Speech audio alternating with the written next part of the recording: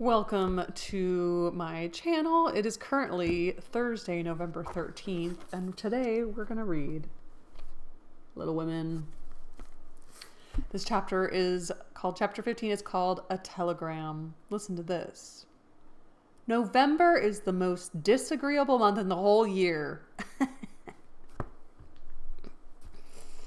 Happy November, said Margaret, standing at the window one dull afternoon looking out at the frost-bitten garden. That's the reason I was born in it, observed Jo pensively, quite unconscious of the blot on her nose. If something very unpleasant should happen now, we should think it a delightful month. If something very pleasant should happen now, we should think it a delightful month, said Beth, always optimistic, who took a hopeful view of everything, even November. I dare say, but nothing pleasant ever does happen in this family, said Meg, who was out of sorts. We go grubbing along day after day without a bit of change and very little fun. We might as well be on a treadmill. Was a treadmill a different thing back in the day? They had treadmills. Can you imagine somebody working on a treadmill? Like working out. Did they have didn't they celebrate Thanksgiving? We'll see. My patience, how blue we are, cried Jo. I don't much wonder, poor dear, for you see other girls having splendid times, while you grind year in and year out.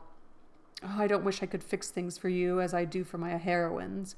You're pretty enough and good enough already, so I'd have some rich relation leave you a fortune unexpectedly, then you dash out as a heiress, scorn everyone who has slighted you, go abroad and come home a lady something in a blaze of splendor and elegance.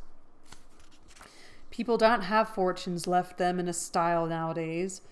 Men have to work and women to marry for money. It's a dreadfully unjust world, said Meg bitterly.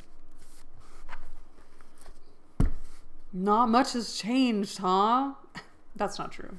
Lots has changed. But has it? Jo and I are going to make fortunes for you all. Just wait 10 years and see if we don't, said Amy, who sat in a corner making mud pies, as Hannah called her little clay models of birds, fruit, and faces.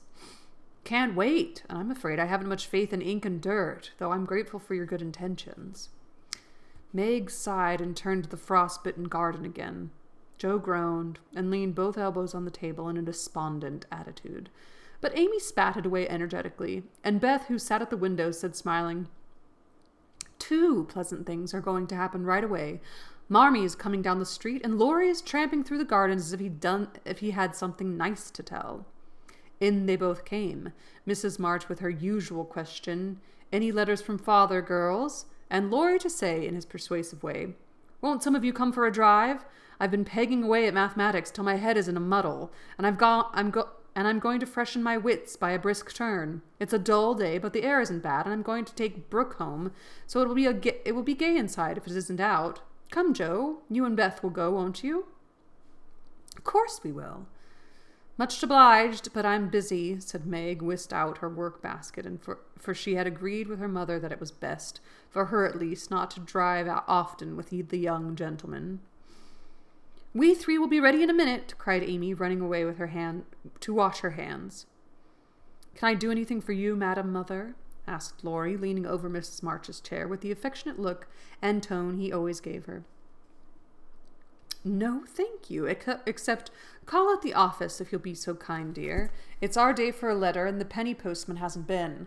Father is as regular as the sun, but there's some delay on the way, perhaps. A sharp ring interrupted her, and a minute after Hannah came in with a letter.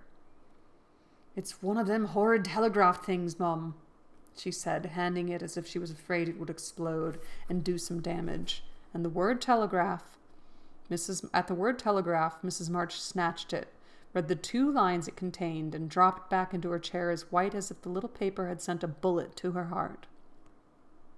Laurie dashed downstairs for water, while Meg and Hannah supported her, and Jo read aloud in a frightened voice, Mrs. March, your husband is very ill. Come at once. S. Hale, Blank Hospital, Washington. How still the room was as they listened breathlessly. How strangely the day darkened outside, and how suddenly the whole world seemed to change as the girls gathered about their mother, feeling as if all the happiness and support of their lives was about to be taken from them. Mrs. March was herself again directly, read the message over, and stretched out her arms to go to her daughters, saying in a tone they never forgot, "I shall go at once, but it may be too late. Oh, children, children, help me to bear it." For several minutes there was nothing but the sound of sobbing in the room, mingled with broken words of comfort, tender assurances of help, and hopeful whispers that died away in tears. Poor Hannah was the first to recover, and with unconscious wisdom she set all the rest a good example, for with her work was the panacea for most afflictions. Panacea?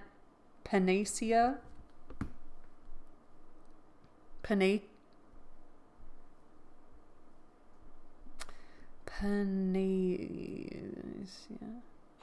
Panacea, that's right. I did know this word. Solution or remedy. Panacea. It's hard to remember words. The panacea for most afflictions. "The Lord keep the dear man. I won't waste no time in crying, but get your things ready right away, Mum," she said heartily as she wiped her face on her apron, gave her mistress a warm shake of the hand with her own hard one, and went away to work like 3 women in one. "She's right. There's no time for tears now. Be calm, girls, and let me think." They tried to be calm, poor things, as their mother sat up, looking pale but steady, and put away her grief to think and plan for them. "Where's Laurie?" she asked presently, when she had recollected her thoughts and decided on the first duties to be done. "Here, ma'am. Oh, let me do something," cried the boy, hurrying from the next room, whither he had withdrawn, feeling that their first sorrow was too sacred for even his friendly eyes to see. "Send a telegram saying I will come at once. The next train goes early in the morning. I'll take that." "What else? The horse is all ready. I can go anywhere, do anything," he said, looking ready to fly to the ends of the earth. "Leave a note at Aunt March's. Joe, give me that pen and paper." Tearing off the blank side of one of her newly copied pages, Joe drew the table before her mother, well knowing that money for the long, sad journey must be borrowed, and feeling as if she could do anything to add a little to the sum for her father. "Now go, dear, but don't kill yourself driving at a desperate pace. There's no need of that. Mrs. March's warning was evidently thrown away, for 5 minutes later Laurie tore by the window on his own fleet horse, riding as if for his life. It's really sweet. "Joe, run to the rooms and tell Mrs. King that I can't come. On the way, get these things. I'll put them down. They'll be needed, and I must go prepared for nursing. Hospital stores are not always good. Beth, go and ask Mr. Lawrence for a couple bottles of old wine. I'm not proud to beg for father. He shall have the best of everything. Amy, tell Hannah to get down the black trunk. And Meg, come help me find my things, for I'm half bewildered." Writing, thinking, and directing all at once might well bewilder the poor lady, and Meg begged her to sit quietly in her room for a little while and let them work. Everyone scattered like leaves before a gust of wind, and the quiet, happy household was broken up as suddenly as if the paper had been an evil spell. Mr. Lawrence came hurrying back with Beth, bringing every comfort the kind old gentleman could think of for the invalid, and friendliest promises of protection for the little girls during the mother's absence, which comforted her very much. There was nothing he didn't offer, from his own dressing gown to himself as escort. But that last was impossible. Mrs. March would not hear of the old gentleman's undertaking the long journey. Yet an expression of relief was visible when he spoke of it, for anxiety ill fits one for traveling. He saw the look, knit his heavy eyebrows, rubbed his hands, and marched abruptly away, saying he'd be back directly. No one had time to think of him again till, as Meg ran through the entry with a pair of rubbers in one hand and a cup of tea in the other, she came suddenly upon Mr. Brooke. "I'm very sorry to hear of this, Miss March," he said in a kind, quiet tone which sounded very pleasantly to her perturbed spirit. "I came to offer myself as escort to your mother. Mr. Lawrence has commissions for me in Washington, and it will give me real satisfaction to be of service to her there."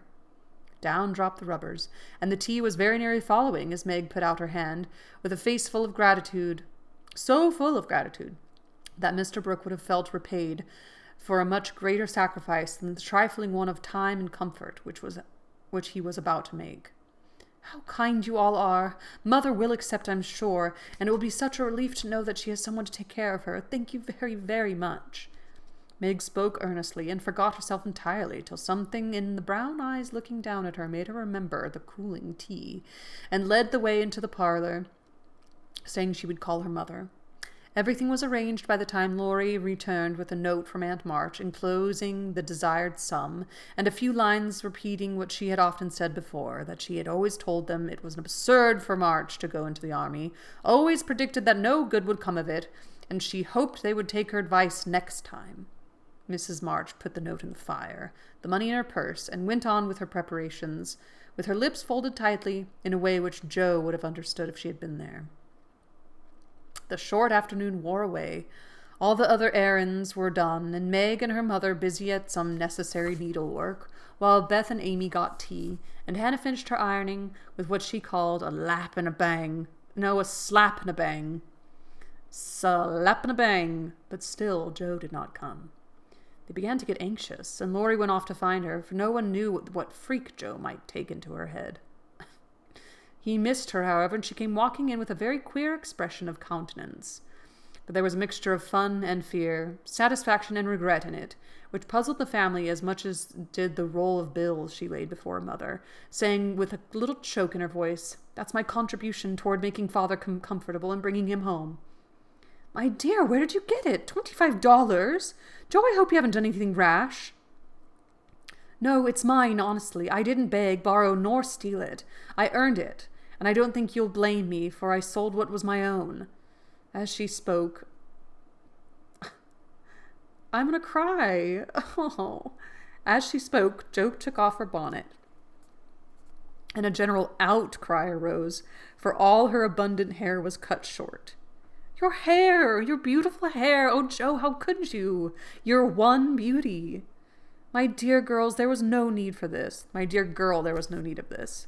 She doesn't look like my Jo anymore, but I love her dearly for it." As everyone exclaimed, and Beth hugged the cropped head tenderly, Jo assumed an indifferent air, which did not deceive anyone a particle, and said, rumpling up the brown bush, and trying to look as if she liked it, "It doesn't affect the fate of the nation, so don't wail, Beth. It will be good for my vanity. I was getting too proud of my wig.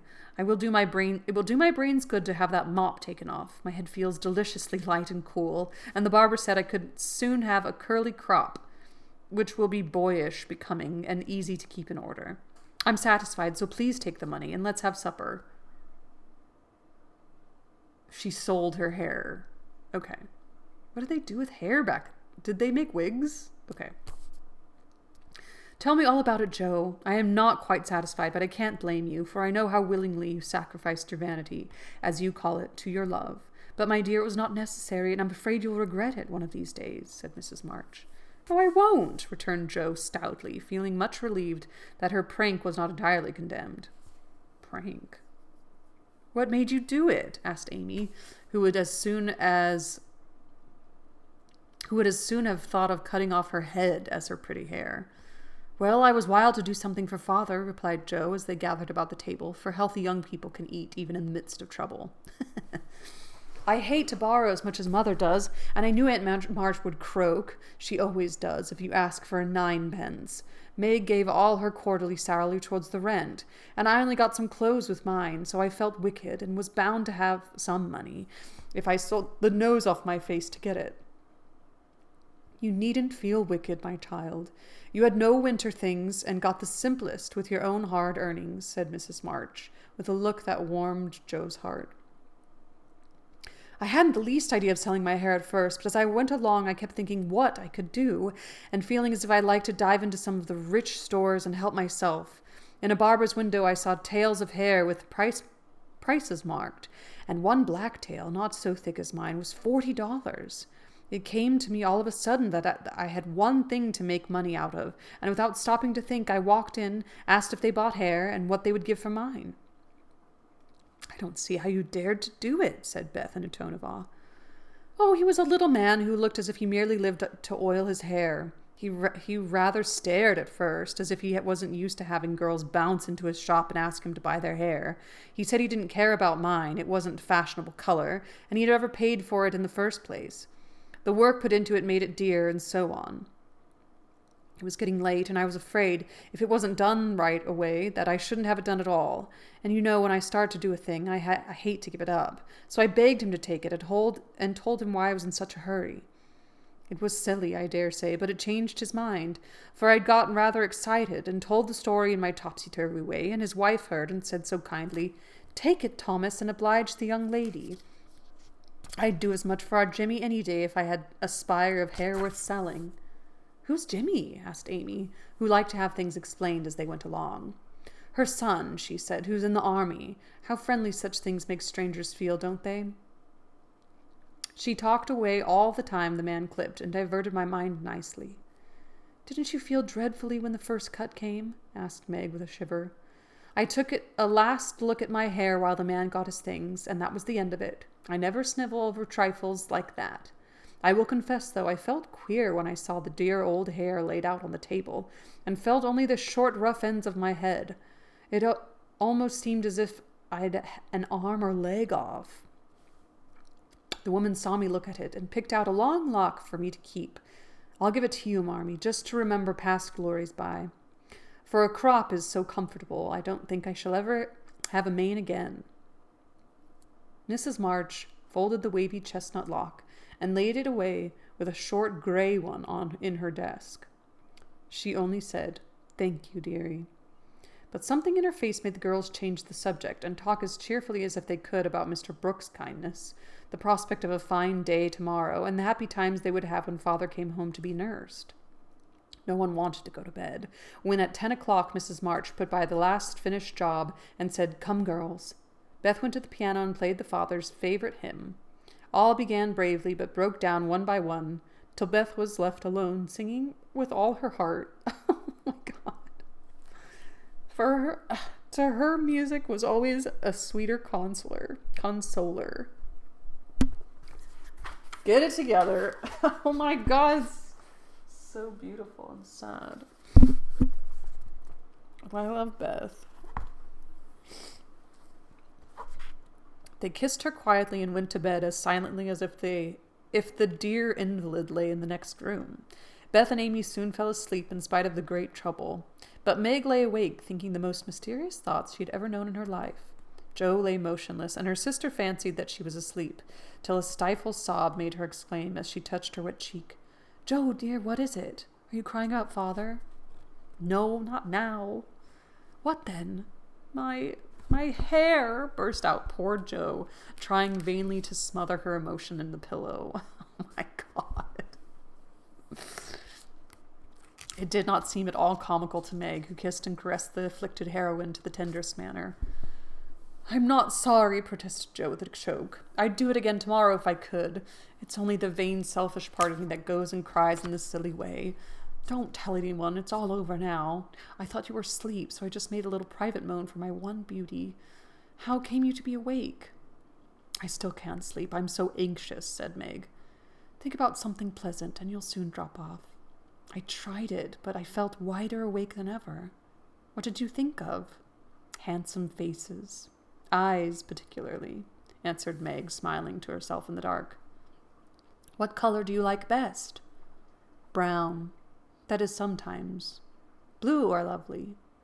Jo laughed, and Meg sharply ordered her not to talk, then amiably promised to make her hair curl, and fell asleep to dream of living in her castle in the air.